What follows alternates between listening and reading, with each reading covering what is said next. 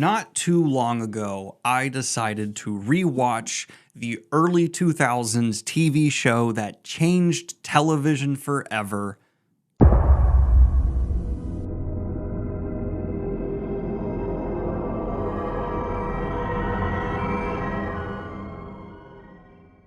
the brainchild of Bad Robot and started by the man, the myth, the lens flare, J.J. Abrams. Lost is one of the most impactful shows to be released on television of the early 2000s, arguably the most. With the highest budget pilot ever of its time, it felt more like a movie than any show ever had before it. And appropriate for the channel, it is a science fiction show that takes place following a cast of survivors of a plane crash who are trying to survive a mysterious island. And what got me curious specifically to check this out, again, besides its importance, is there seems to be a resurgence online of people claiming it's some kind of secret masterpiece, because while at its time the ending of the show was panned, it seems the era of streaming has allowed people to binge it faster, and perhaps that's the key to finally understanding the many plot lines of Lost. It was simply just aired over too long of a span of time. To fully understand its brilliance, you must consume the story faster, except that's entirely untrue. It's an incredibly entertaining show, and one that you can absolutely enjoy, and I would even argue it still has one of the best pilots of all time. But from a macro level, looking at the show's story, it's an unmitigated clusterfuck. And not simply on the mystery answers level, which we will get into here, but its characters as well start ridiculously well. They are enticing with backstories that really make you want to see how they'll mix and mush on this island isolated together. But once anything has to happen after the establishment of character, they basically entirely fall apart. In fact, in this video, we're going to go over several examples for the main survivors of how Lost just massively, almost intentionally undercuts any likability to these people at all. And then, yes, talk about the actual ending of the show, which actually let's start there, right? Because it seems to be the most immediately thing brought up with Lost. What the f is the island, and were they dead the whole time? No. And the people who actually love this show will sometimes say, if you think they're dead the whole time, you're an idiot, you don't get Lost, you're not smart enough. But what they won't do is actually explain it, because the actual explanation is goofy as shit. And let's start by spoiling the end, which in my opinion, by no means actually ruins the experience of watching the show, because in a kind of entertaining way, the writers didn't know how it was going to end the whole time. So you kind of just roller coaster from point A to Z, and seeing how we get from here to there is, like, in a meta way, the most entertaining part of Lost. But okay, in a very brief summary, here is the ending of Lost. And remember, this narrative starts as simply as there is a plane crash on a mysterious island, and there's some spooky noise in the woods.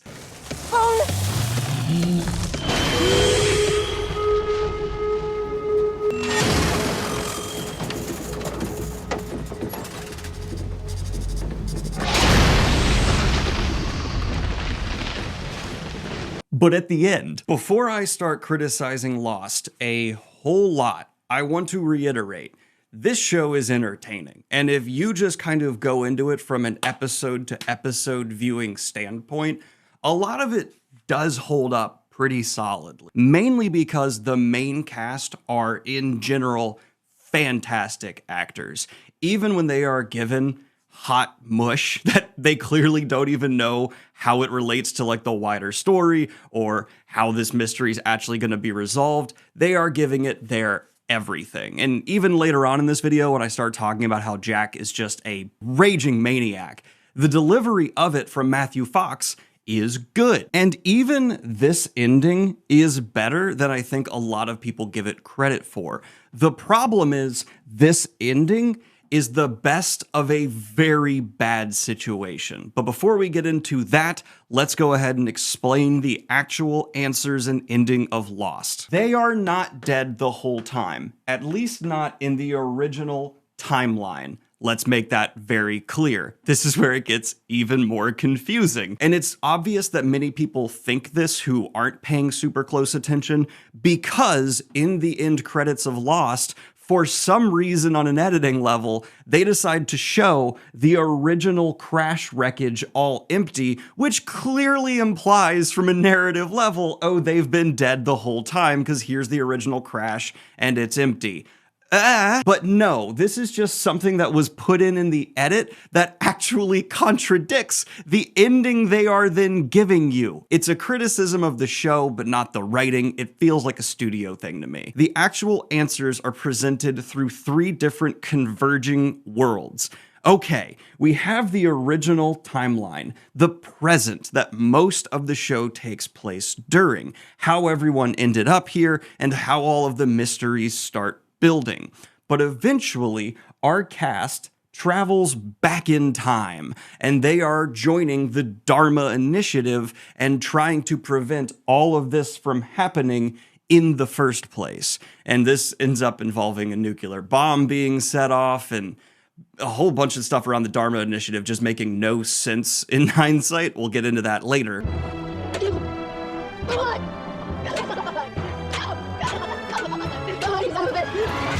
Also, them setting off the bomb sent them all back to the present. Why? That does not make sense. But after this goes off, we then see a parallel world begin that is kind of divorced from all of this, intentionally so.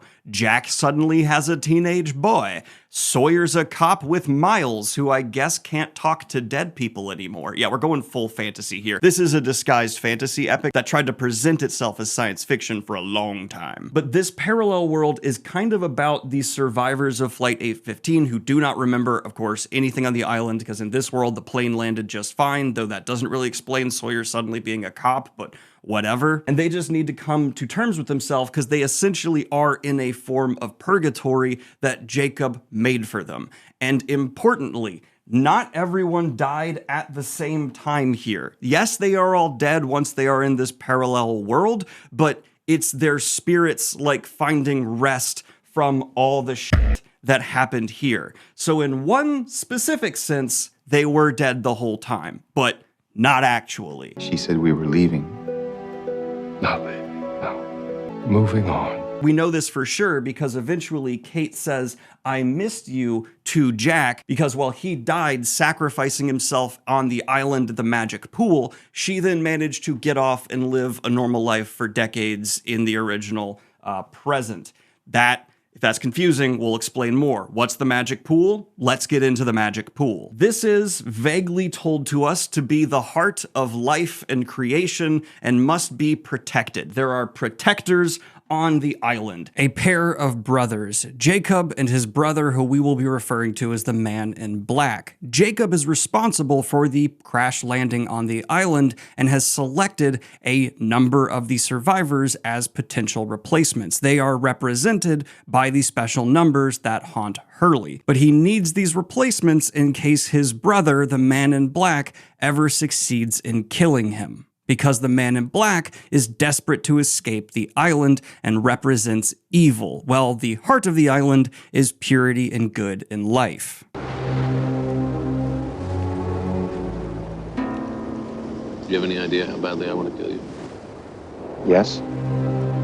One of these days, sooner or later, we're going to find a loophole, my friend. Well, when you do, I'll be right here. Brad, that wasn't subtle. Why do the magic numbers have a curse? Well, the show eventually says they don't, even though it explicitly shows us that they do, and it's another contradiction they weren't able to fully answer. And the meaning of the numbers seems to just be entirely random. So it's an answer.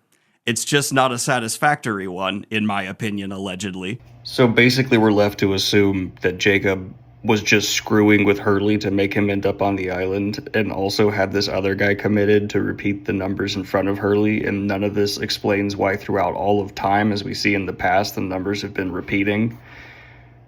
But okay then. But Jacob has been warring with the man in black, his brother that killed their mother. How did Jacob, their mother, and his brother come to the island to be the original protectors?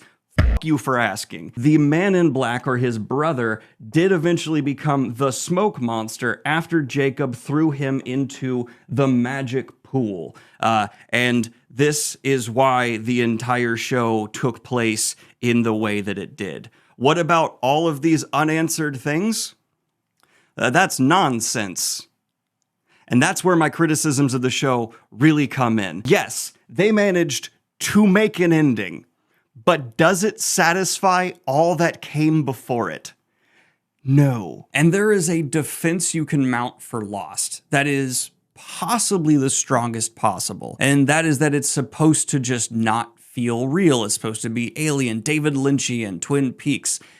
But those pieces of art, especially stuff like Twin Peaks, are actually far more meticulous than some people might give them credit for when it comes to crafting other areas of their story outside of the specific narrative. And that's why they remain effective, right? We know Twin Peaks isn't about the actual murder at the start. It's about the problems within the town that resulted in the murder happening. And so, while there might be vague, nebulous answers and all kinds of weird zaniness that come into play, most decisions from David Lynch service the theme. What's the theme of Lost outside of just like vague humanity, spirituality, good, evil, self-determination? Oh, they reference scholars and system builders, so it's smart.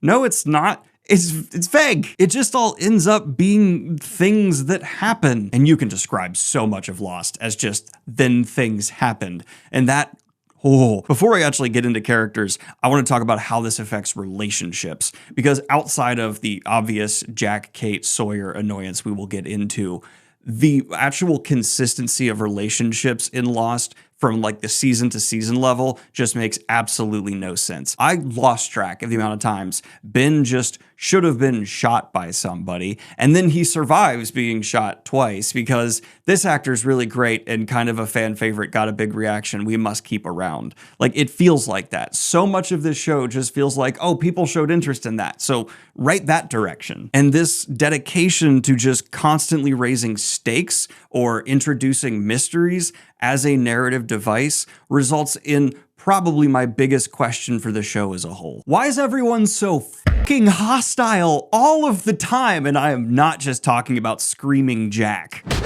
I think this kind of like wasn't criticized as much during the time because like you're watching it week to week. But if you watch especially Jack's character back to back to back to back, the amount of screaming this man does when it is uncalled for is ludicrous. But we'll get there. Let's specifically talk about why is everyone so hostile when the crashed survivors get there? Why is someone sent from the others who just turns into this like brutal serial killer when what he was actually sent for was Claire because of the mystery around babies dying on the island, which again gets like a half explanation of like, oh, there's this electromagnetism thing, so that's affecting, but really it's not an explanation. And this entire births line as well is not handled well. I also just want to add an insert here to point out the fact that this show has a gross over-reliance on weapons being used to raise stakes. The amount of times that people are just pulling guns on each other actually becomes comical. Another big one.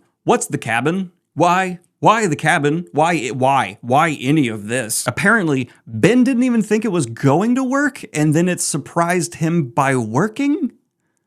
What? I actually decided to look into this because there are some pretty good fan theories out there that explain a lot of unanswered questions in Lost, but that's kind of what I've been trying to get at. It is conveniences on top of contradictions that are poorly communicated to eventually reach answers that are somewhat satisfactory.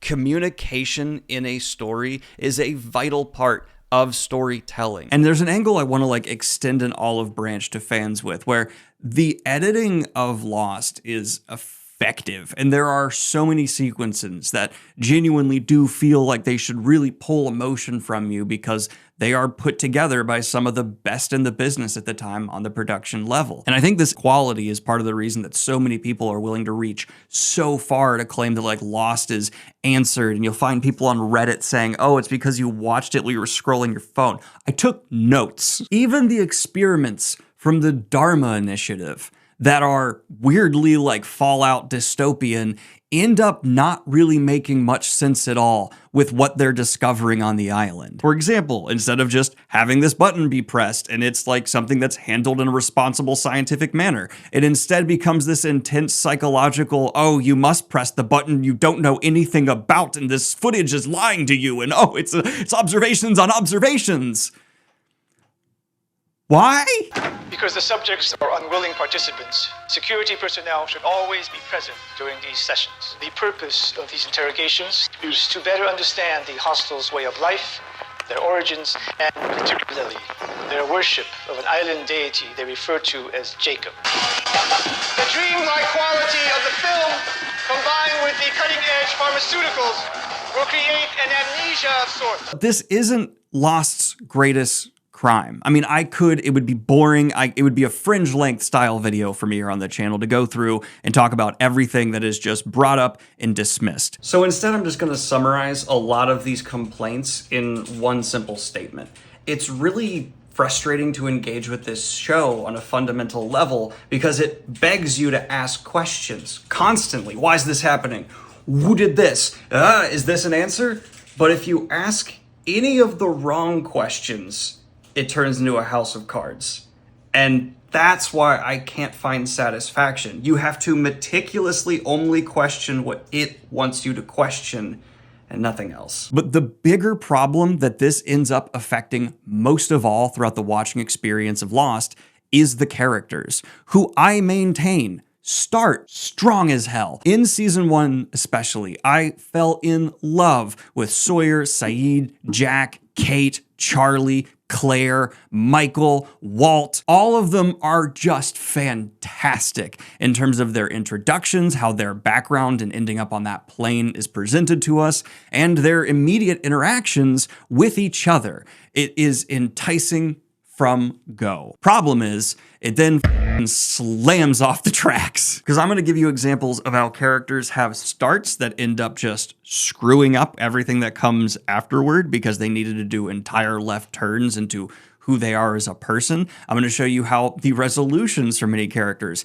end up feeling like straight out of like soap opera C-list schlock, and how others are just continually shifted to be entirely different characters nearly episode to episode in a desperate, frantic attempt to try and close up plot holes. Because, well, if you need something answered, no character that you've established would make that call. You're forced as a writer just to go, this guy'll do it. The easiest one to just tear apart is Jack. I will say, at the start, Jack is fantastic. He is like the Captain America equivalent doctor who steps up but has his own struggles with like alcoholism. He was on that plane because he's picking up his dead father in Australia. Like, there is so much enticing in him from start. But the emotional like heightening of Jack consistently throughout the show is 0 to 40. You don't even know what you're running from!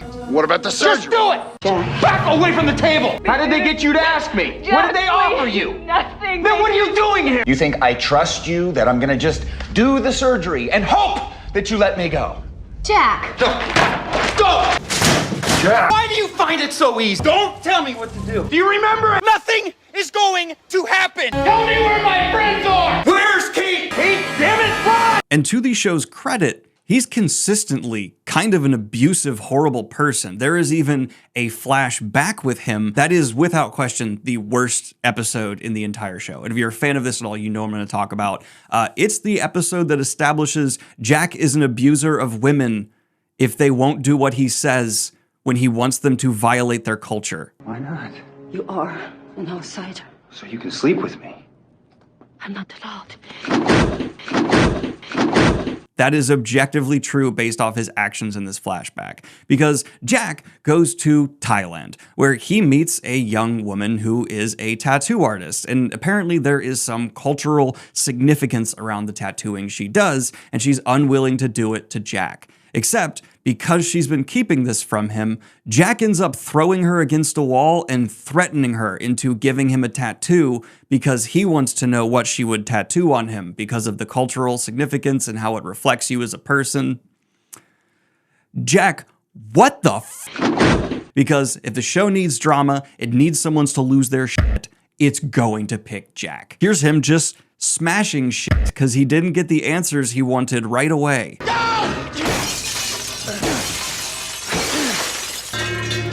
Jack's an alcoholic, he overcomes stuff, but at the end, self-sacrifice. Was that dependent on his character growth much?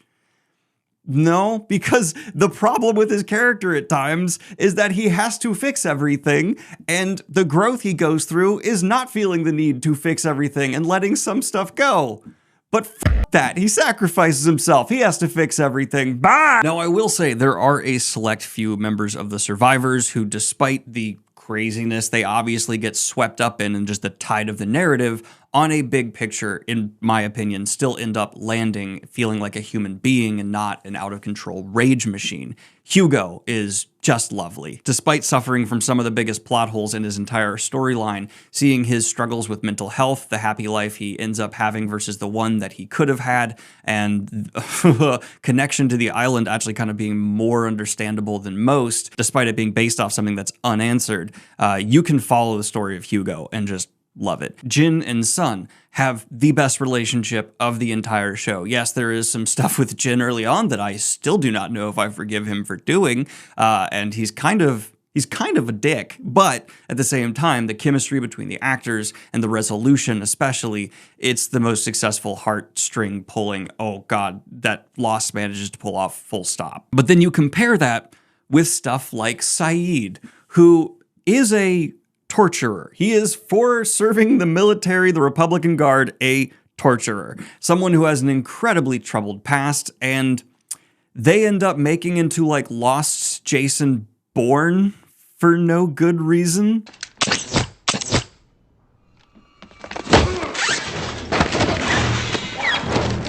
I am.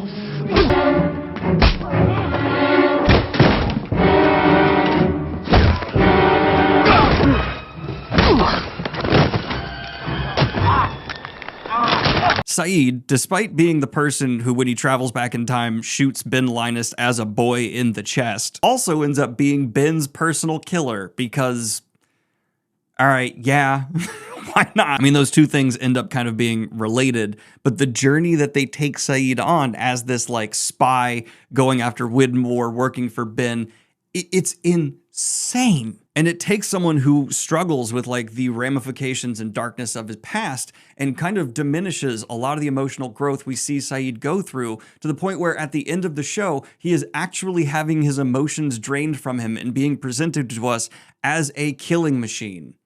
Which, like, you kind of did a lot of work with this guy just to drop him here, and really? In the emotional moments, Naveen Andrews makes Saeed the best character in Lost. And for him to be reduced for a fairly substantial part of the later seasons down to someone who is not allowed to act is a travesty. Which takes me to Sawyer, who kind of just becomes a parody of himself by the end of the show, who has no idea if he wants to listen to his dick or his heart more. And the writers really want us to like latch on to Sawyer, especially as the show goes on, to see like emotional growth as he gets over the trauma of seeing both of his parents die in front of him and confronting the man who's responsible for that. And of course, because everything has to be tied in together, it's related to Locke's father, because ugh. And well, I actually enjoyed seeing him take on more of a leadership role once he's back in time with the Dharma Initiative. Yep, that's a thing. With Julie.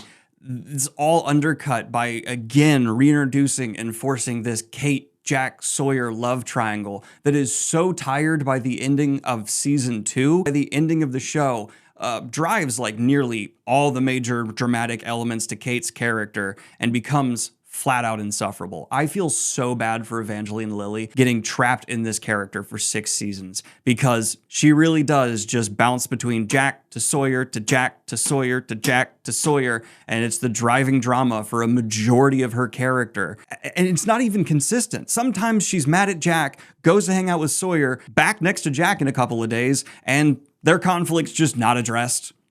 Wasn't important, I guess, but that is not the most mistreated female character from a writing standpoint on this show. I will bestow that award on Claire, my poor sweet Claire, who turns out to be Jack's sister because everything has to be related. You would think for 6 seasons, eventually Claire would care about something beyond just my baby. I'm putting this baby up for adoption. Couple who's adopting my baby. I have to raise the baby myself. Take my baby? Did she take my baby? She took my baby! He was trying to hurt my baby! What I do with my baby is none of your business. Trying to hurt my baby! Don't talk to me about the baby. What if they did something to the baby? Am I giving the baby up for adoption? Are they the ones with the baby? What's happening to my baby? Is my baby okay? What if I want to see the baby? Sing it to the baby. It's my baby's sick and they did something to him. And there's medicine there for the baby. Will that hurt the baby? Baby. I just want to make sure that you're going to take really good care of the baby. You know, I think everybody knows more about my baby than babies know that stuff. This is my baby. I can't have you around my baby. And Charlie, I don't want my baby around lying. I thought I was having the baby. In fact, they just decide to escalate that to the point where Claire is left alone on the island for years, goes absolutely insane looking for her child that Kate has, and is now systematically hunting down and murdering others. Kate took Aaron. She took him with her when she left the island. What do you mean she took him? He's been with her, with Kate, for the past 3 years. We had nothing to do with this. So if you just untie me, I'll leave. And I promise I will never tell anyone I ever even saw you. Except that would be really difficult to deal with in a writing perspective. So yeah, she's been like manipulated by Locke a lot, who's actually the devil in disguise. That's a thing. But she kind of just gets over it after talking with Kate. They forgive each other, and she's ready to go see Aaron. She stabbed a guy in the She is presented as like mad, having a fake baby, all of this stuff, and it's just like, oh no. She good if you just give her some time to talk with her, you know. Claire, please, whatever you're thinking. Why'd you say that Kate was raising Aaron? I was lying. And I'm so glad to know you were lying, because if what you said was the truth, if Kate was raising Aaron, I'd kill her. A few moments later. A few minutes later. I don't know why I did that. I know everything you did was just because you care about me and about Aaron. Thank you. Thank you for taking care of me. 2 seconds later.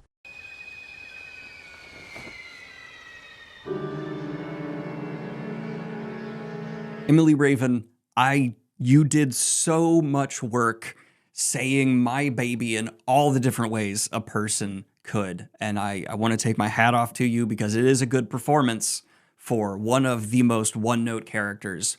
Full stop. Just that note is escalated to be higher and more intense. And something I haven't seen brought up about the actual parallel universe and its treatment of the characters that I find to be kind of infuriating is not only, as you'll see at the end of this video, do they start making some of the most ludicrous decisions of the entire show during this time, but they're also explicitly shown to be very different people. Even though this is like a construct universe, their behavior doesn't line up with the characters we've known. As I said, Sawyer's suddenly a cop, Charlie behaves like an asshole, and Jack is just more focused on being a dad. And so the entire time you're trying to figure out what the purpose of this side universe is, you find yourself caring about these characters less and less because they're not the characters you've gotten to know until they suddenly get their memories back, remember everything, and they are. And I could keep going with the characters, but I want to just kind of get to my like concluding thesis here, because the most frustrating part about Lost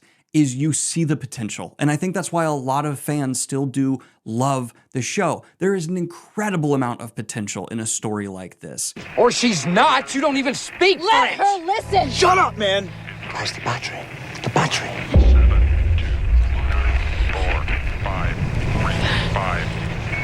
Si qui que ce soit puisse entendre ceci. I'm alone now. Je vais essayer d'aller jusqu'au rocher noir. On the island alone. Veuillez nous aider. Please, someone come. Ils sont tous morts. The others, Ils sont morts. they're dead. Il les a tués. It killed them. Il les a tués tous. It killed them all. This execution of it, though, just decides to take such jarringly stupid narrative turns that it squanders an incredible amount of goodwill. That includes having Jack be brought in to perform spinal surgery on Ben for reasons, and this is dragged out for way too long. Although we do get some of the screamiest Jack here. I didn't say I was gonna do it.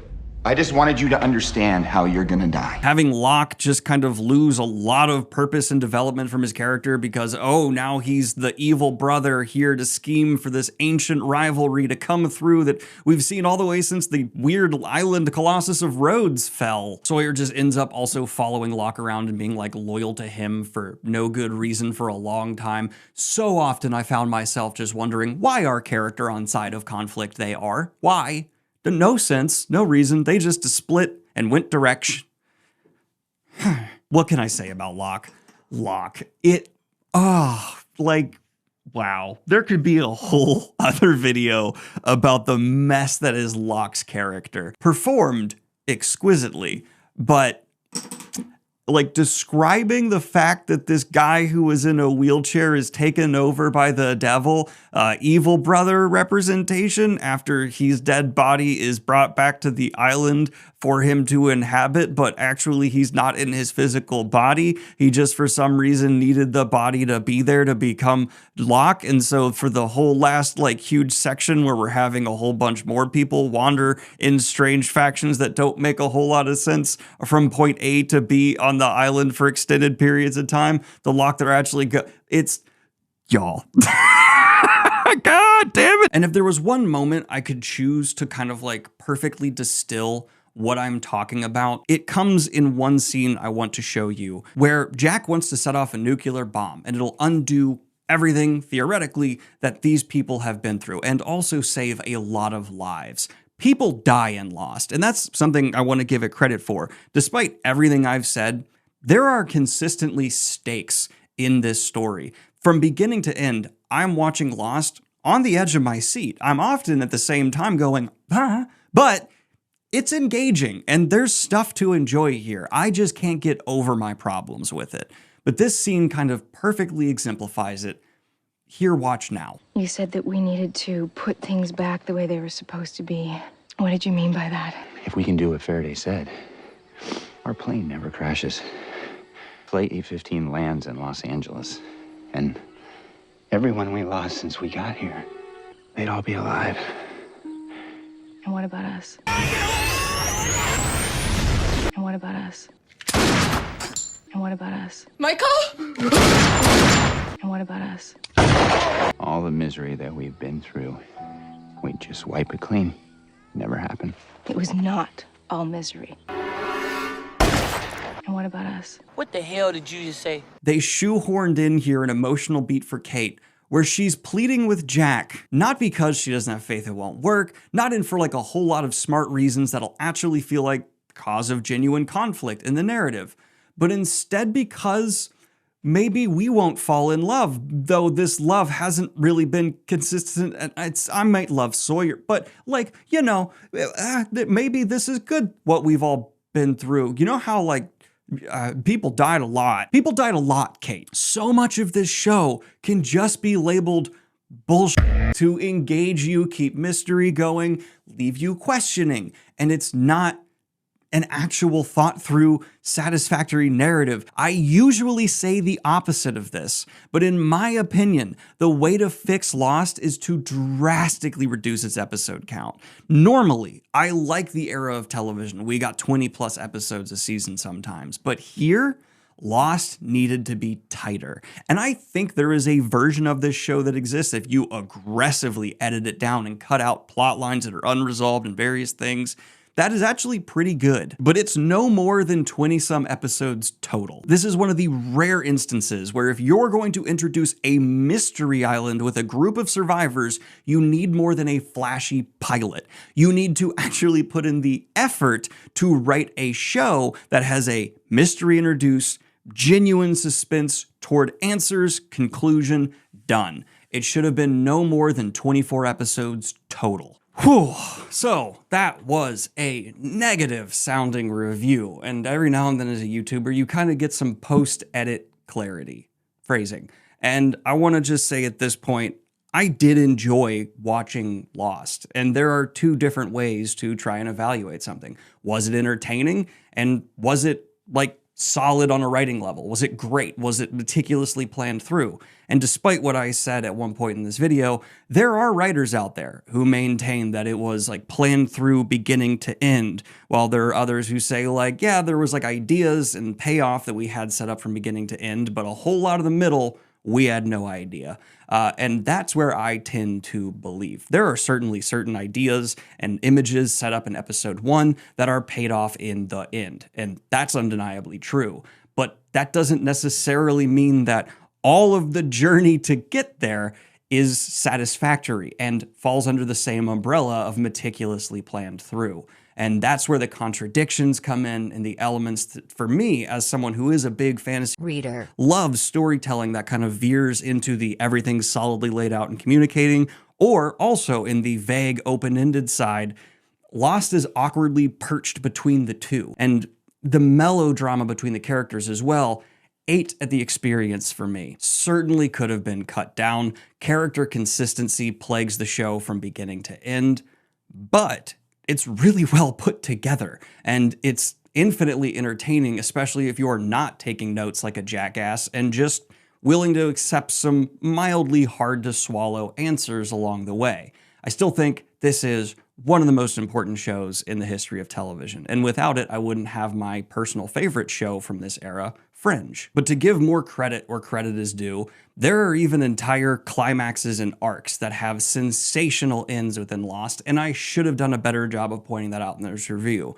The ending of season 3 is just epic. And despite introducing a nuclear bomb being an indication, in my opinion, that things are clearly going off the rails, a lot of the emotion around that for a character is pretty solid. And despite my annoyance with Sawyer whiff-waffling with Kate, his relationship with Julia ends up really working. The Desmond Whitmore stuff falls into the goofy territory for me, and the box that is supposedly like possibly a point that, if you buy into some fan theories, how the parallel worlds align with Jacob to create this, I don't know about all that. And I still, like, once a day think about the fact that Kate carjacked Claire, and then Claire got in a car with Kate. I said go!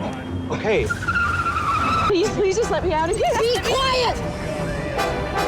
Hey, I'm walking here! I'm walking here! Do not get out of this car. Please just let me go. I promise I won't say anything to anyone. I said give me your purse! Now get out of the car. Hey, please just get my suitcase. No, you can't get out of the car! A few minutes later.